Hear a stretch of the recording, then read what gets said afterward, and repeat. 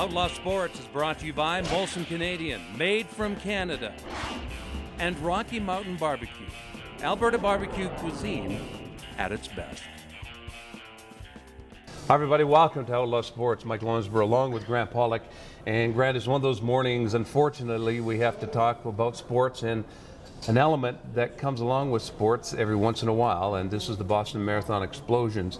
Personally, Grant, I looked at it and you just broken up by it and you're going, what next? But after 9/11, Grant, I'm surprised it took this long, and I'm not associating or suggesting it's the same element, but with all that and Super Bowls and big stadiums and big state venues, I just thought it would have happened sooner. You're talking about terrorist attacks, Yeah. if that's indeed what it is. Yes, but you're right.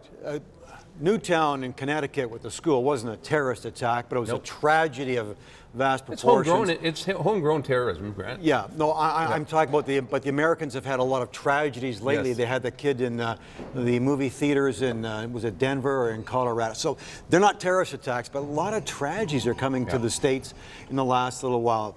But this Boston Marathon thing has really bothered me for many reasons. First of all, I'm a long distance runner. I've done 2 marathons. This was at the finish line of the Boston Marathon around 4 hours in. I've done 2 marathons. My times were 4:15 and 4:20. In other words, I would be around that finish line or in that area, or even worse, my family would be at the finish line holding up signs, "Go Dad, go," and stuff like that, like we did for my wife at the same time too. So it puts it all in perspective. Every Sunday morning I work out at the Eau Claire Y, I go for a swim. When I finish, I sit in the lobby and I read the paper. There's people, runners from Calgary, who have been to and training for, again, the Boston Marathon. Calgarians right here who I see, they bother me because they're making too much noise when I'm trying to read my paper.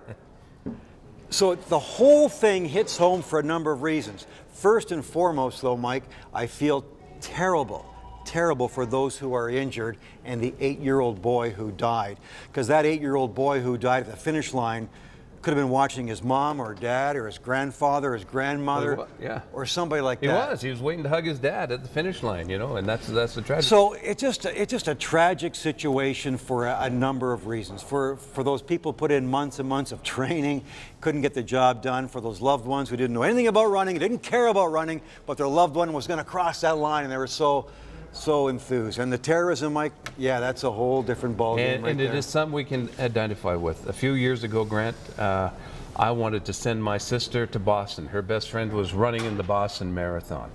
I got her tickets to the Bruin games. She was a huge Celtic fan. Got her tickets to the Celtics game.